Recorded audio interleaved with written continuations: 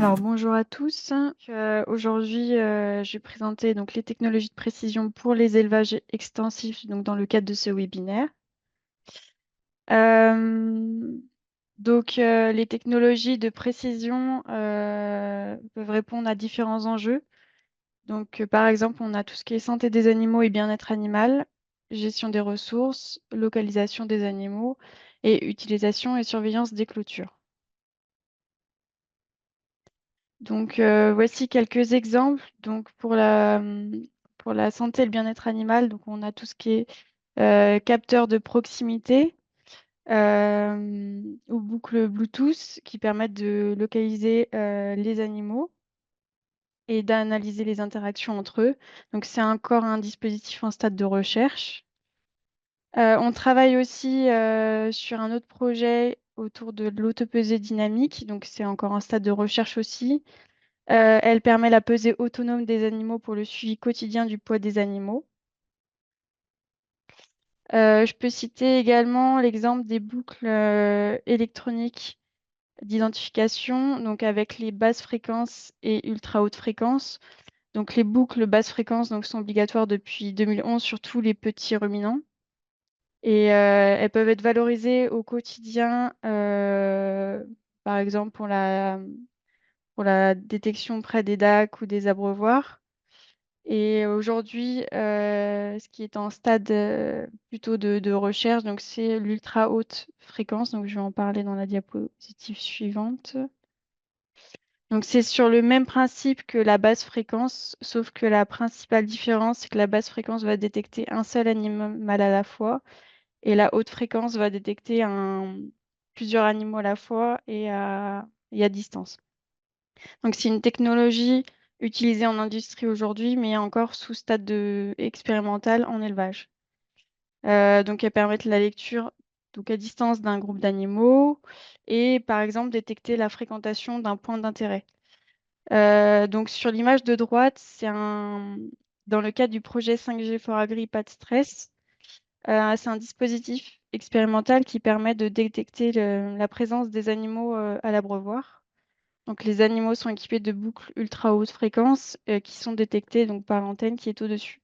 Donc là, par exemple, l'antenne est capable de détecter les 4 génisses qui sont à l'abreuvoir. Et on peut ensuite utiliser cette information pour paramétrer des alertes en cas de non-fréquentation au bout d'un certain temps.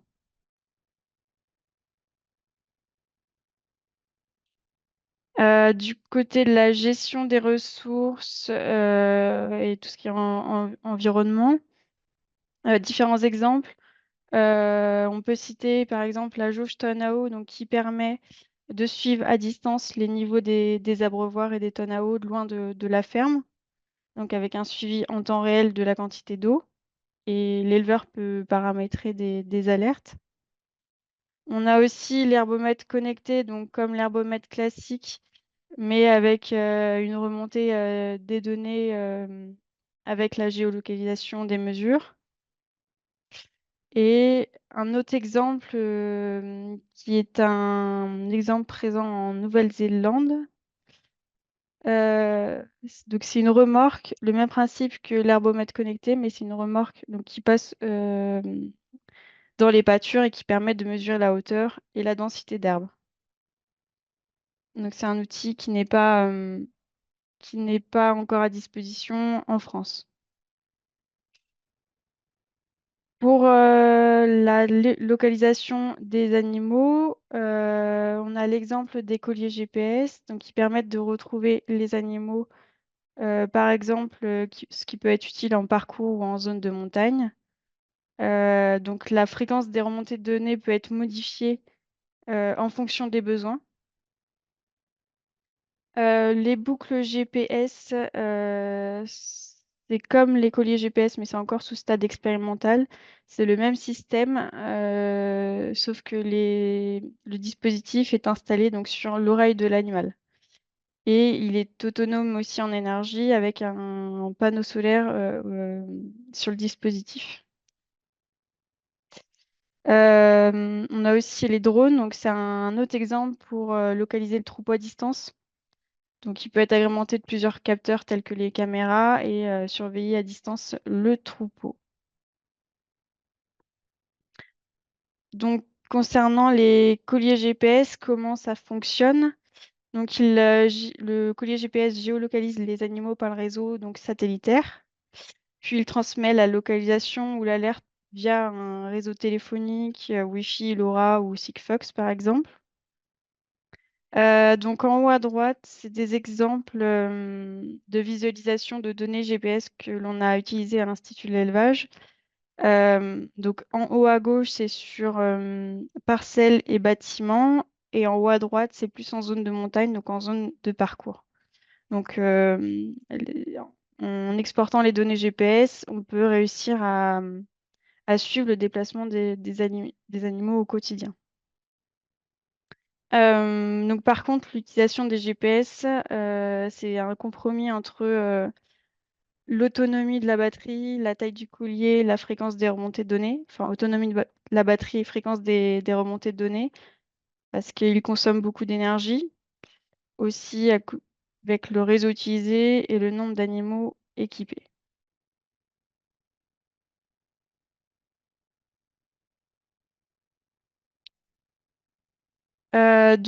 J'ai parlé aussi du drone pour localiser les animaux, mais il permet aussi donc la surveillance du comportement des animaux.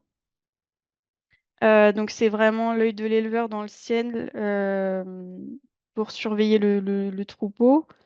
Donc on peut aussi imaginer de nombreuses possibilités avec l'utilisation de ce drone. Ça peut être donc la localisation des animaux, le comptage, la surveillance des animaux qui sont malades, boiteux, etc. La surveillance des clôtures. On peut utiliser le drone en tant que chien de troupeau. Et justement, donc sur le comptage des animaux, aujourd'hui, il peut se faire manuellement avec le drone, mais à l'Institut de l'élevage, avec le projet Icarus, on est en train de travailler sur un algorithme de comptage automatique, donc tracking vidéo, pour compter automatiquement le nombre de moutons, qui est une grosse problématique, notamment dans les zones de montagne, euh, avec les parcours et les moutons à compter quotidiennement.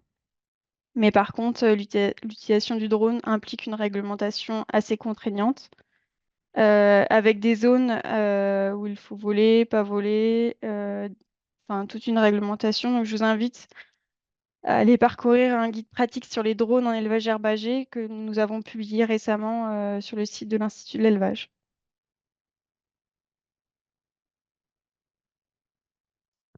Donc le drone, j'en ai parlé pour la surveillance des clôtures, c'est aussi possible. On a aussi les clôtures connectées dans les technologies de précision. Donc il permet de suivre à distance la clôture, donc vérifier s'il y a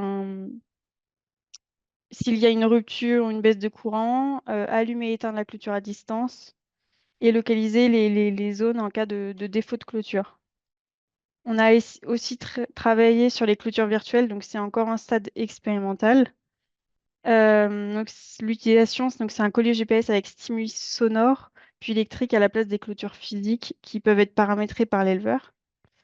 Donc c'est un modèle économique norvégien. Aujourd'hui, il n'y a pas de revendeur en France. Donc c'est pas un dispositif actuellement utilisable en France. Donc voilà, je vous ai donné différents exemples de technologies de précision qu'on pouvait trouver en élevage extensif. Donc elles sont bien présentes, mais c'est aussi un sujet de recherche avec des solutions en devenir. Permettent de répondre à différents enjeux liés à la durabilité des élevages, la santé et bien-être animal, localisation des animaux, l'utilisation et surveillance des clôtures, automatisation des tâches, etc. Il y a des limites et contraintes à prendre en compte, comme le réseau, l'accès au réseau, les alertes, l'investissement de l'éleveur pour s'équiper, mais évidemment de nombreux avantages tels que le confort, l'attractivité du métier, le gain de temps, etc. Donc merci beaucoup de votre écoute. N'hésitez pas si vous avez des questions. Je vous ai aussi laissé mon mail si vous voulez en savoir un peu plus.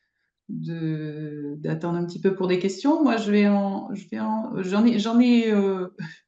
ai plusieurs parce que c'est passionnant aussi. Il y a peu de choses concernant, ou alors j'ai peut-être pas bien compris, mais par exemple, le lien avec la nutrition et par exemple des colliers de rumination, est-ce que ça existe? Est-ce que c'est utilisé? Ou est-ce que c'est, parce que vous avez parlé des colliers GPS, mais est-ce que les colliers de rumination, ça existe? Oui, oui, les colliers GPS et des colliers GPS, colliers accéléromètre, c'est souvent combiné ensemble. Bon, après, plus on combine les utilisations, plus le niveau de batterie risque de diminuer, mais oui, oui, c'est utilisé. Et donc, ça Après, peut donner des indications sur aussi l'état de la gestion alimentaire ou c'est des... ça, c'est ça. Donc au niveau de l'alimentaire, on a ça, on a les colliers pour la gestion alimentaire.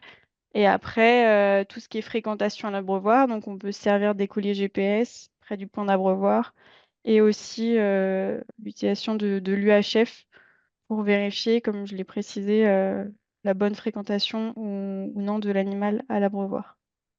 D'accord.